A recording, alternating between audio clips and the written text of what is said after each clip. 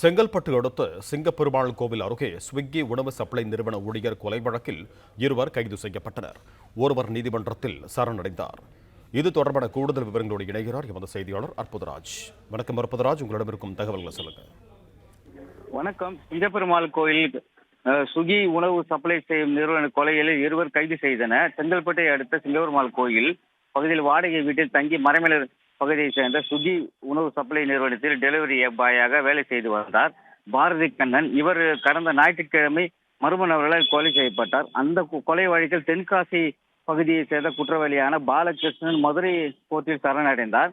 நேற்று மாலை சரணடைந்த நிலையில் பூபதி ராஜராஜன் ஆகிய இருவரும் மதுரை கோர்ட்டில் சரணடைந்தனர். இவர்களை சிசிடி கேமரா மூலம் ஆய்வு செய்ததில் இதில் சேர்ந்த முக்கியமான குற்றவாளியான பாரதி கண்ணன் மதுரை கோர்ட்டில் சரணடைந்து மீதி இருவரை தேடி வருகின்றன.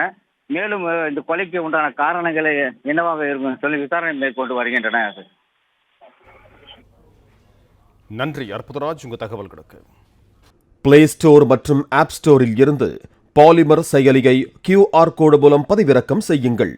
செய்திகளை உடனுக்குடன் பெறுங்கள்.